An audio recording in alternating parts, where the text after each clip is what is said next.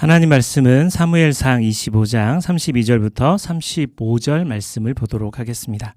제가 읽어드릴게요. 다윗이 아비가일에게 이르되 오늘 너를 보내어 나를 영접하게 하신 이스라엘의 하나님 여호와를 찬송할지로다. 또 내 지혜를 칭찬할지며 또 내게 복이 있을지로다. 오늘 내가 피를 흘릴 것과 친히 복수하는 것을 내가 막았느니라. 나를 막아 너를 해하지 않게 하신 이스라엘 하나님 여호와의 살아계심을 두고 맹세하노니 내가 급히 와서 나를 영접하지 아니하였다면 밝는 아침에는 과연 나발에게 한 남자도 남겨두지 아니하였으리라 하니라. 다윗이 그가 가져온 것을 그의 손에서 받고 그에게 이르되 내 집으로 평안히 올라가라. 내가 내 말을 듣고 내 청을 허락하노라. 아멘. 우리 잠시 기도하겠습니다.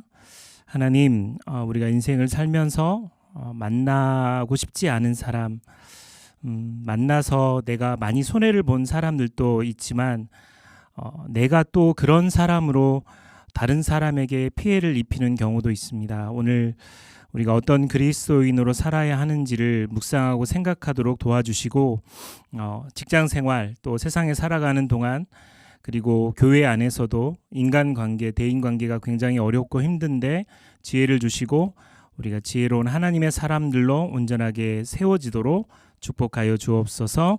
감사합니다. 예수님의 이름으로 기도하옵나이다. 아멘. 아멘. 여러분 만나서 반갑습니다. 요즘 저는 호불호가 있긴 한데 펜트하우스의 엄기준 배우 그분하고 닮았다는 얘기를 가족들에게 들어요. 근데 다른 사람들은 안 닮았다 그러는데 특히 가족들 그분들이 저한테 자꾸 흉내내보라고 그러고 닮았다는 이야기를 해서 생각을 좀 해봤어요. 주단태처럼 펜트하우스 안 보시는 분들은 잘 모르시겠지만 그 엄기준 배우가 그 펜트하우스에서는 굉장히 악역으로 등장하거든요. 닮은 모습이 있다 하더라도 착한 그리스도인으로 살아가야 되겠다라고 하는 다짐들을 생각해 봅니다.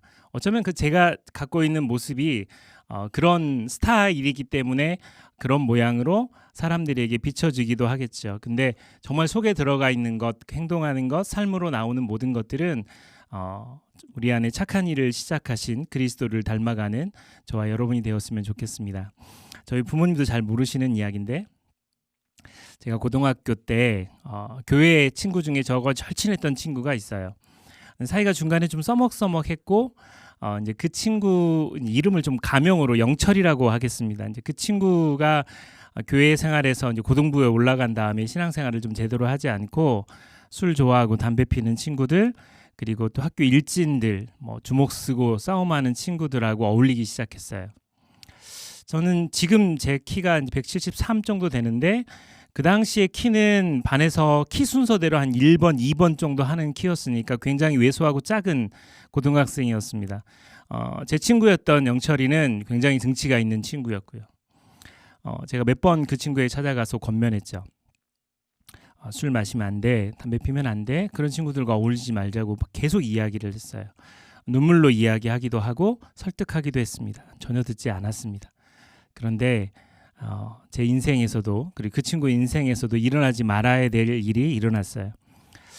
오늘 제가 그 친구 반에 가서 또다시 그 친구에게 그러면 안 된다고 이야기를 하는데 그날 컨디션이 안 좋았든지 어떻든지 그 친구들이 초등학교도 같이 나오고 중학교도 같이 보냈던 그 친구들이 저를 구타하기 시작했어요. 학교 교실 뒤쪽에다가 저를 세워놓고 저를 때리기 시작했습니다. 이제 맞는 동안에도 그 영철이란 친구에게 그러면 안 된다고 이야기를 했지만 그날 저는 매를 맞았고 그때 그 트라우마가 저에게 좀 있어요. 지금은 제가 이제 공인 무술 9단 정도를 하고 있기 때문에 농담이고요. 그 당시 제 힘으로는 걔들을 이길 수도 없었고 누군가에게 맞았다라고 하는 그 자체가 제 인생에서 굉장히 좀 비참하다는 생각이 들었어요. 그렇게 세월이 흘렀습니다. 그 친구하고도 좋은 맺음은 아니었지만 그렇게 세월이 흘렀고 시간이 한참 지나고 난 뒤에 한 10년 정도 된 것 같아요. 어느 날 좀 모르는 번호에서 전화가 왔고 받았더니 자기가 영철이라고 잘 지냈냐고 물어보는 거예요.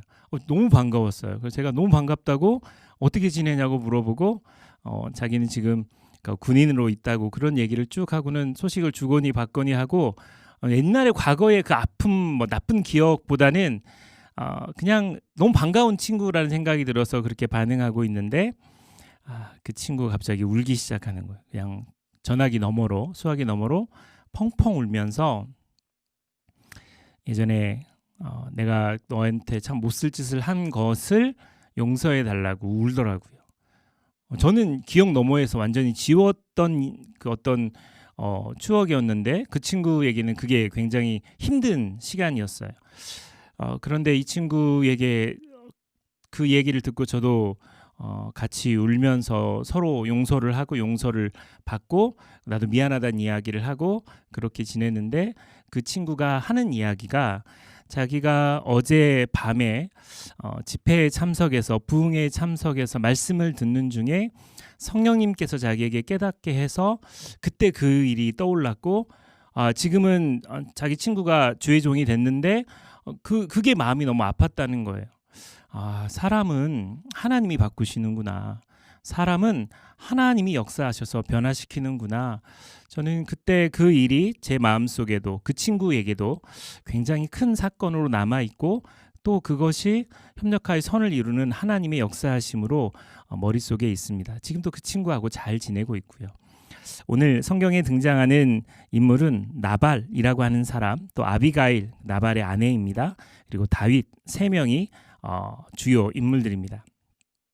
이 배경은 사울 왕을 피해서 다윗이 광야에 숨어 있을 때의 사건이죠. 나발이라고 하는 사람이 굉장히 부자였거든요.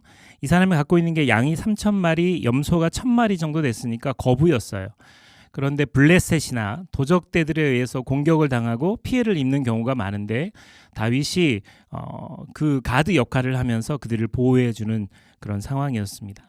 어느 날 양의 털을 깎는 추수하는 것과 같이 축제가 벌어진 잔칫날이 되어서 다윗이 좀 도움을 요청합니다. 다윗의 부하들이 그 나발의 집에 찾아갔는데 이 사람은 완고하고 교만한 사람이어서 또 욕심이 많은 사람이어서 다윗을 모욕하고 무시합니다. 이 사람이 했던 말은 그냥 무시하는 말 정도가 아니에요. 다윗이 누군데? 지금까지 도와줬던 은혜를 잊어버리고 다윗이 누군데 요즘에 종들이 주인을 떠나서 도망치더라 라고 하는 이야기로 다윗의 자존심을 긁습니다. 그러니까 사울왕이라는 주인을 배신하고 다윗이 종인데 도망쳤다 이런 개념으로 다윗을 모욕했죠. 다윗의 수하들이 돌아와서 그 다윗에게 그 벌어졌던 모든 상황들을 설명합니다. 우리는 우리의 자존심을 이렇게 긁는 어떤 사건들이 등장하면 우리도 모르게 분노하게 돼요. 내가 그리스도인이고 예수를 몇십 년 믿었고 4대째 기독교 집안이고 어느 정도 내가 수련했고 이런 것들하고 상관없이 우리의 자존감, 자존심을 무너뜨리는 어떤 사건, 화가 날 만한 일이 생기면 분노가 있는 게 당연합니다. 그것이 잘못된 건 아니지만 그 분노를 다스릴 줄도 알아야 되지만 나발과 같은 사람이 긁으면 나발처럼 되는 게 문제입니다. 나발은 간사하고 미련한 사람이었어요. 그 사람이 다윗을 긁으니까 다윗의 마음속에 그 분노가 일어나서 폭발해버린 거죠. 친구 중에서도 직장에서도 또 캠퍼스에서도 또 이웃 중에서도 시댁 식구가 친정 식구가 남편이 또 자녀가 부모가 우리에게 그런 나발 같은 존재일 수도 있습니다. 독이 되는 존재. 같이 있으면 있을수록 나에게 손해가 되는 것 같은 그런 존재. 너무 많은 존재들이 우리에게 그런 일을 하죠. 심지어 거짓말을 하고 또 거짓 소문을 내고 화를 불러일으키는, 평소에 괜찮다가 그 사람만 만나면 기분이 불쾌하고 나쁜 그런 사람들이 있어요. 그런 사람들과 헤어지거나 그런 사람과 단절하면 좋은데 그렇게 하다 보면 우리에게 남아있는 사람이 얼마 되지 않죠. 또 성경에서도 모든 사람과 더불어서 이왕이면 화목하게 지내라고 하셨기 때문에 우리는 그것을 지키려고 노력을 하는 것입니다. 제가 사회복지를 공부했는데 그냥 목사로서 사람들에게 상담을 하거나 그럴 때 이혼하지 마, 끝까지 참아, 네 남편이 네 아내가 십자가니까 참아, 견뎌 이런 얘기를 자주 했어요. 그런데 저희를 가르쳤던 교수님이 현장에서 일하시는 분인데 그분이 아주 중요한 이야기를 해주셨어요. 목사님들 왜 무슨 근거로 그냥 이혼하지 말라고 이야기를 하시냐고. 폭력이 난무하기도 하고 칼이 날아다니기도 생명이 위태하기도 한 상황들이 그런 가정에서는 얼마나 많은데요. 참고 기다리라고 말했지만 그 참고 기다림의 결과가 결국은 그 살인의 현장이 되는 경우가 많아요. 그런 현장을 잘 이해하지 못하고 무조건 참아라, 십자가다, 기다려라 이렇게 말하는 것은 옳지 않아요. 정인 사건도 그렇죠. 정인이가 가지 말아야 될 집에 가게 되고 정인이가 끔찍한 일이 벌어진 것도 우리 사회의 아픈 부분이라는 생각이 들어요. 그래서 어떤 부분에서는 우리에게 독이 되는 사람, 또 우리의 신앙과 영성에 문제가 되는 사람은 우리가 걸을 줄도 알고 지혜롭게 단절하기도 하는 것도 필요하다고 생각이 들어요. 어쨌든 이런 경우들이 있지만 뭐 가정에서 아는 사람도 있지만 전혀 모르는 사람에 의해서 내 감정이 움직일 때도 있습니다. 미국의 대형 교회인데 라이프 처치라고 하는 교회에 크레이그 크러시에라고 하는 목사님이 계세요. 아주 유명한 설교가이기도 하고 유명한 목사님이기도 합니다. 이분이 한국에 오셔서 강해 설교에 관련된 세미나를 하실 때 제가 들은 이야기인데 자기가 마트에 가가지고 대형 마트에 가가지고 차를 주차하려고 하는 자리를 봤는데 얌체 같은 다른 운전자가 거기다가 쏙 집어넣는 겁니다. 이분이 너무너무 화가 났어요. 자리도 없고 딱 한 자리 봤는데 그걸 들어가니까 그리고는 삥삥 돌다가 그 차에서 사람이 나오는 걸 봤고 그 사람을 향해서 전 속력으로 그 주차장에서 달리기 시작한 거예요. 그리고는 그 사람 앞에서 차를 세웠어요.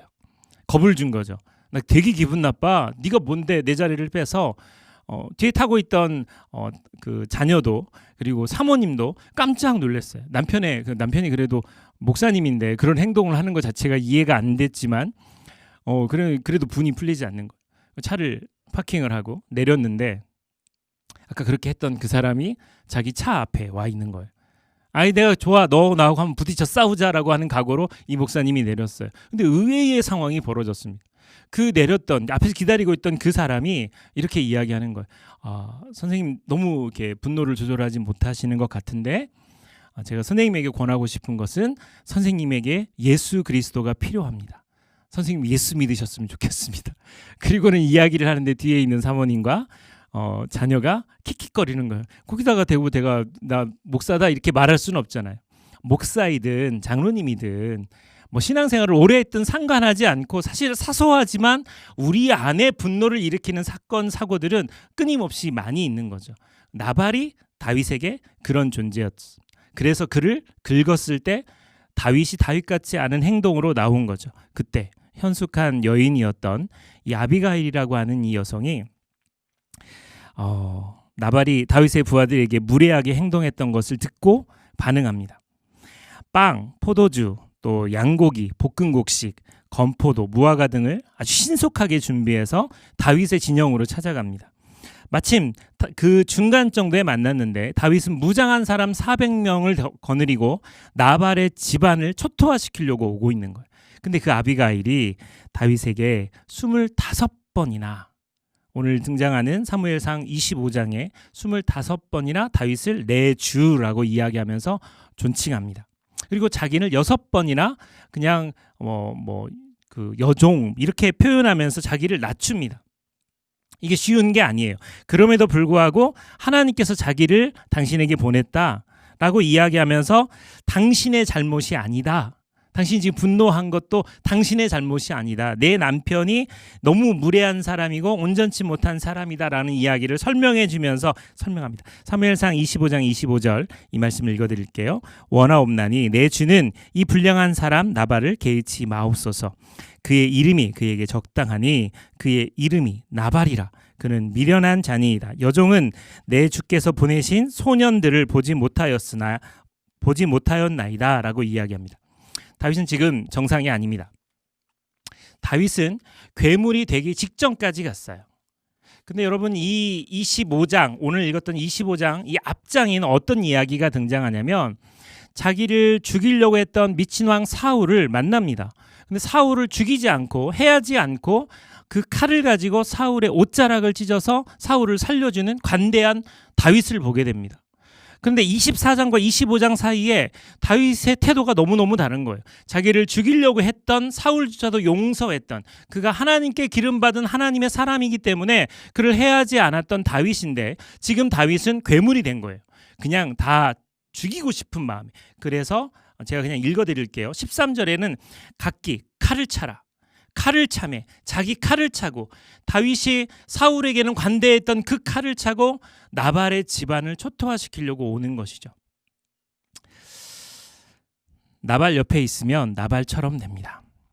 친구를 잘 만나야 돼요. 선한 영향력을 하는 친구를 만나야 돼요. 복수의 눈이 먼 다윗이 했던 고백은 내일까지 나발의 집 모든 남자들은 하나도 살려두지 않겠다. 만약에 다윗이 하나님, 내 나발 때문에 너무 불쾌합니다. 기분이 나쁩니다.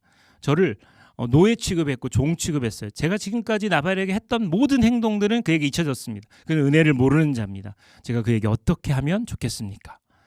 그랬을 때 하나님께서 가서 쳐라. 그러면 정당하게 그렇게 할 수도 있어요. 근데 하나님께 물을 타이밍이 전혀 없었다는 사실이죠.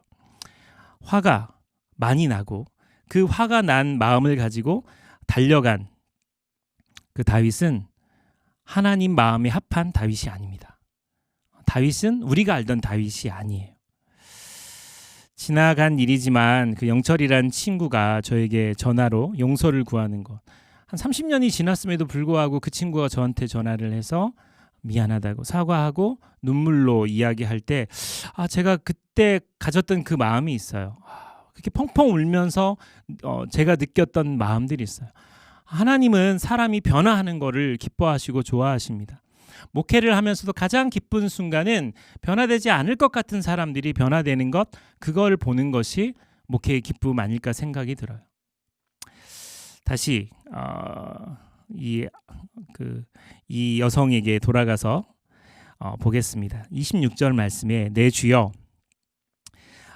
아비가일이 이렇게 이야기해요. 내 주여 여호와께서 살아계심을 두고 맹세하노니 내 주도 살아계시거니와 내 주의 손으로 피를 흘려 친히 보복하시는 일을 여호와께서 막으셨으니 내 주의 원수들과 내 주를 해하려 하는 자들은 나발과 같이 되기를 원하나이다. 아까도 말씀드렸지만 다윗은 미친왕 사울도 해코지하지 않았던 사람이에요. 그런데 그는 칼을 차고 지금 이 서러움의 감정, 어쩌면 그동안 눌렸던 감정을 나발에게 풀려고 하는 마음일 수도 있어요. 그런데 이 여성이 이 나발과 다윗 사이에 처음으로 여호와, 또 하나님의 이름을 들어서 그들을 설득합니다. 여호와께서 살아계시자, 여호와께서 막으셨다, 하나님께서 복수하실 것이다, 이것으로 다윗을 설득합니다. 29절에 이 여성이 아주 중요한 이야기를 합니다. 핵심 절일 수 있어요. 사람이 일어나서 내 주를 쫓아 내 주의 생명을 찾을지라도 내 주의 생명은 내 주의 하나님 여호와와 함께 생명싸개 속에 쌓였을 것이요. 이 이야기가 무슨 얘기냐면, 지금까지 24장까지, 아니 지금 현재에도 미친왕 사울에게 쫓겨다니는 다윗의 모습이에요. 사람이 당신을 쫓아 당신의 생명을 찾을지라도 하나님께서 당신을 생명싸게, 포자기처럼 생명싸게 당신을 보호하지 않았습니까? 그 이야기를 이 여성이 깨닫게 하는 거죠. 지금 분노하고 화가 나고 다 죽일 것 같은 이 다윗의 마음속에 하나님 앞으로 이 여성이 끌고 가는 것입니다. 그리고 당신의 생명은 하나님께서 지키지 않으셨어요? 생명싸개로 덮지 않으셨어요? 그리고 뒤에 나오는 이야기는 내 주의 원수들의 생명은 물매로 던지듯 여호와께서 그것을 던지시리이다. 다윗은 잊고 있던 어떤 사실 하나를 떠올리게 하는 것, 물맷돌로 골리앗을 쓰러뜨렸던 그 영광스러운 자리, 그건 내 힘으로 하는 것이 아니라 하나님의 능력과 만군의 주 여호와 하나님과 더불어서 싸워서 이겼던 그 순간을 이 여성이 물매라고 하는 단어를 통해서 깨닫게 해주시는 거죠. 그러니까 다윗이 정신이 번쩍 드는 겁니다. 다윗이 정신이 번쩍 드는 것. 이 상황 자체가 하나님과 별개의 내 감정, 내가 너무 분노한 마음인 것을 깨닫는 거죠. 하나님이 어디에도 없는 것을 깨닫게 하셨던 겁니다. 선택했던 그 단어들 하나하나가 너무 중요한 이야기들이에요. 그리고 다윗이 하나님 앞으로 서게 하는, 다윗을 보는 관점은 나발은 주인 집에서 도망한 종이라고 표현했지만 아비가일은 페이스북을 하거나 인스타를 하는 사람이 아니었음에도 불구하고 다윗을 보고 난 다음에 하는 말이 당신은 왕이 될 상입니다 라고 이야기를 하는 겁니다. 이건 다윗이 물어본 것도 아니에요. 사실 다윗은 지금 쫓겨 있고 기름 부은 사건, 왕이 될 거라는 어떤 기대치 이런 것들이 전무하고 그냥 불황민들과 더불어서 이렇게 살다가 인생이 끝나나 허비되나 라고 느낄 때 이 여성이 당신은 왕이 되실 분입니다. 당신이 왕이 되실 분인데 만약 이와 같은 일들을 한다면 당신은 굉장히 중요한 실수를 하게 됩니다. 그것을 알려주는 거죠. 30절 말씀입니다. 여호와께서 내 주에 대하여 하신 말씀대로 모든 선을 내 주에게 행하사 내 주를 이스라엘의 지도자로 세우실 때에 당신이 이스라엘의 왕으로 세우실 때에 31절 내 주께서 무죄한 피를 흘리셨다든지 지금 나발의 피를 흘렸다든지 내 주께서 친히 보복하셨다든지 함으로 말미암아 당신이 나중에 슬퍼서 후회돼서 슬퍼하실 것도 없고 내 주의 마음에 걸리는 것도 없으시리니 다만 여호와께서 내 주를 후대하실 때 원하건대 내 주의 여정을 생각하소서. 당신의 이력서에 빨간 줄이 그어지거나 스펙에 오점이 남기지 않도록 당신의 분노를 내려놓고 하나님이 하시는 일들을 기대하시면 어떨까요? 저를 봐서라도 한 번만 봐주세요. 그 얘기를 하는 거죠. 그때 아마 이 다윗은 그 여성의 그 태도 25번이나 계속해서 내 주라고 표현하는 말, 그 부잣집 사모님이 자기를 여종이라고 표현하는 그 말, 그리고 자기 남편에 대해서 자기가 화난 원인이 나발 때문에 그러니까 나발 저 사람 미련한 사람이에요. 신경 쓰지 마세요. 도리어 저 사람을 건드리면 당신의 이력에 오점이 나요로 말하는 그 모든 이야기를 듣고 다윗은 분노가 풀렸을 거예요. 완전히 풀렸어요. 1865년 4월 14일 날 아브라함 링컨 대통령이 암살을 당했습니다. 그분이 돌아가시고 난 다음에 그날 그분이 입으셨던 옷 호주머니에 들어있는 물품이 박물관에 전시가 되어 있어요. 아브라함 링컨이라고 이름이 수놓아져 있는 손수건과 또 시골 소년들이 사용하는 주머니 칼, 맥가이버 칼 같은 주머니 칼, 또 안경 케이스, $5짜리 어음이 든 지갑, 이런 것들이 그의 주머니 안에 들어있었습니다. 그런데 재미있는 것은 낡고 오래된 신문 조각 하나, 그가 스크랩해서 오려서 가지고 다니는 낡고 오래된 신문 조각 하나가 눈에 띄었어요. 거기는 이렇게 적혀 있어요. 아브라함 링컨은 모든 시대에 걸쳐 가장 위대한 인물 중에 한 사람이다. 당시에 그는 노예를 해박하는 문제부터 시작해서 그가 하는 모든 일들에 유인원이다, 원숭이다, 무능력자다, 비난받고 흔들리고 마음이 너무 아픈 상태였어요. 그래서 그를 위로하는 격려의 말이 필요했습니다. 그래서 자기에게 그렇게 칭찬을 해준 한 사람의 글, 그 기사를 늘 품고 다니고 지치고 어려울 때마다 그것을 펼쳐서 스스로를 위로하고 새 힘을 얻었던 거죠. 아브라함 링컨은 모든 시대에 걸쳐 가장 위대한 인물 중에 한 사람이다. 누구든지 위로를 받고 싶고 누군가가 나를 알아주기를 바라는 마음은 우리에게 있어요. 다윗 역시 별거 아닌 사람이지만 나발이 긁을 때 나발처럼 변했던 것처럼 우리 역시도 똑같이 그렇게 무너지고 낙심할 때가 있다라는 사실입니다. 사랑하는 여러분, 그럴 때 이 아비가일이 했던 이 칭찬과 격려가 분노를 가라앉혔던 것처럼 우리가 그렇게 살아가야 한다고 저는 생각합니다. 다윗이 이 모든 이야기를 듣고 오늘 본문 이야기입니다. 32절부터 제가 읽어드릴게요. 다윗이 아비가일에게 이르되 오늘 너를 보내어 나를 영접하게 하신 이스라엘 하나님 여호와를 찬송할지로다. 다시 하나님께로 온 거죠. 33절 또 내 지혜를 칭찬할지며 또 내게 복이 있을지로다. 오늘 내가 피를 흘린 것과 친히 복수하는 것을 아비가일 네가 막아줬다. 34절에 나를 막아 너를 해하지 않게 하신 이스라엘 하나님 여호와의 살아계심을 두고 맹세하노니 내가 급히 와서 나를 영접하지 아니하였다면 밝은 아침에는 과연 나발에게 한 남자도 남겨두지 아니하였으리라 하니라. 35절입니다. 다윗이 그가 가져온 것을 그의 손에서 받고 그에게 이르되 내 집으로 평안히 올라가라. 내가 내 말을 듣고 내 청을 허락하노라.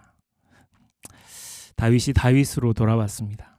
거기에는 이 위대한 여성이 존재했고 다윗이 나발처럼 변하지 않도록 막게 되었던 거죠. 사랑하는 여러분 나발이십니까? 아비가일이십니까? 어느 때는 우리의 스타일이 나발처럼 될 때도 있어요.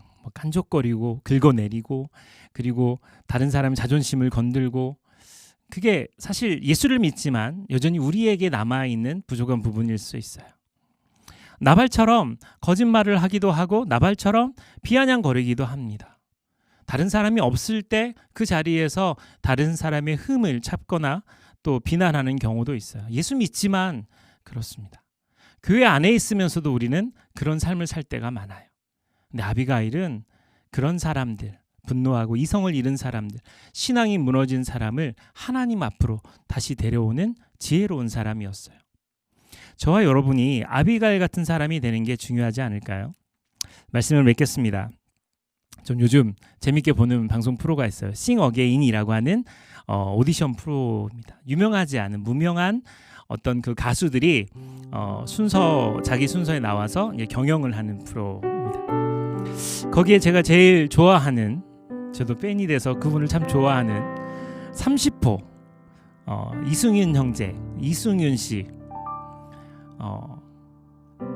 평가하는 사람들이 혼란에 빠지게 만들 정도로 음악의 색깔이 다양하고 음악적 색깔이 아주 독특하고 그래서 기죽지 않는 모습도 너무 대단했어요. 그런데 이승윤이라고 하는 이 30호 가수의 아버지가 굉장히 의외의 사람이었습니다. 백주년 기념교회에 계시고 지금은 은퇴하신 이재철 목사님의 아들이었어요. 굉장히 이게 독특한 조합이거죠. 이재철 목사님의 이미지로는 아들이 저렇게 그냥 CCM 가수나 이렇게 될 것 같은데, 근데 또 천재 이승국이라고 하는 또 옆에 있는 이분도, 여러분 이분도 올레 TV인가요? 거기에서 이분 방송 많이 하시거든요. 고려기프트인가, 이거 방송 나오면 안 되나? 이 광고에도 이분이 나와가지고는 사장님이 사달래요라고 말했던 사람이 이승국 형제예요. 차남인데 이 참 아름다운 이 가정, 이 모습을 보면서 제 마음속에 굉장히 큰 감동이 있었어요.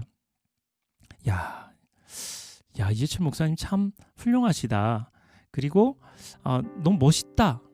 이 생각이 드는데 이재철 목사님이 예전에 자기가 강의했던 내용과 자녀들을 어떻게 교육했는지에 대한 이야기를 설명하면서 자기 아내 이야기를 했습니다. 우리가 잘 아는 이재철 목사님은 술고래였습니다. 술을 좋아하는 사람이었어요.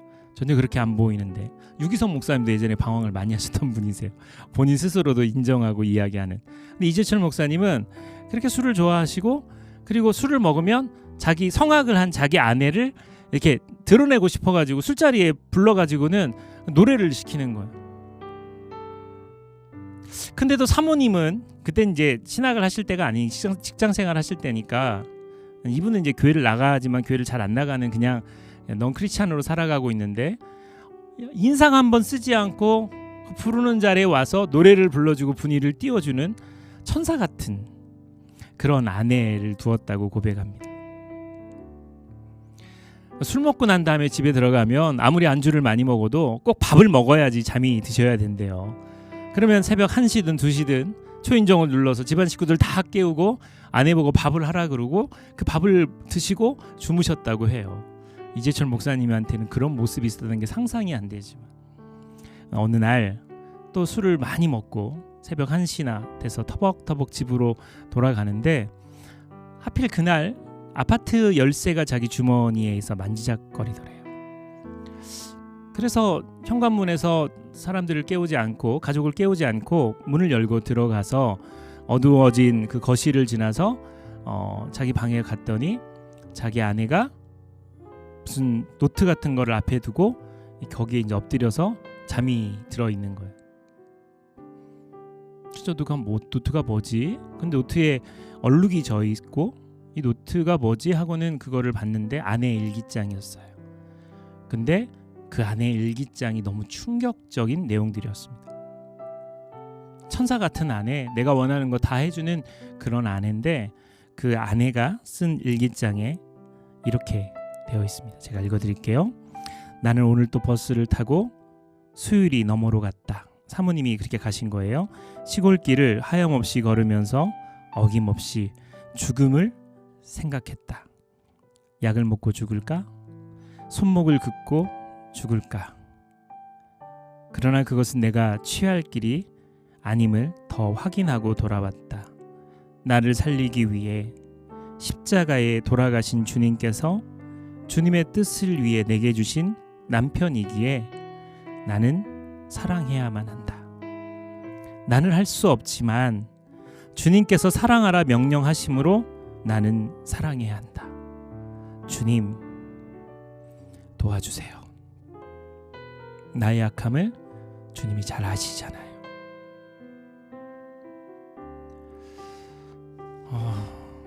그 일기장을 보고 정말 북소리가 나는 것 같은 큰 충격을 받고 자기가 일기장을 본 이야기를 숨기고 이재철 목사님이 신학을 선택하고 그래서 나중에 한 6년 정도 뒤에 자기 자서전 같은 책을 쓸 때 자기 아내에 대한 그 자기가 봤던 일기장의 내용을 기억을 더듬어서 그 책에다가 기록해 놨어요.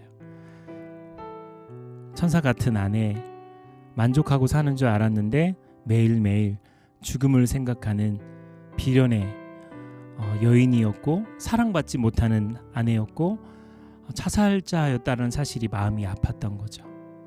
이재철 목사님을 변화시켰던 것은 십자가를 바라보고 아비가일처럼 인내하고 참으며 남편을 내조하고 세웠던 사모님의 그 기도와 인내와 그 오랜 세월을 견뎌왔던 그 놀라운 사랑이 있었기에 가능하다는 사실입니다. 사랑하는 여러분, 저와 여러분이 나발 같은 존재로 직장이나 캠퍼스나 또 학교에서 친구들을 만나서 이웃들에게 또 사랑하는 가족들에게 그렇게 대한다면 우리는 회개하고 주님께 돌아와야 합니다.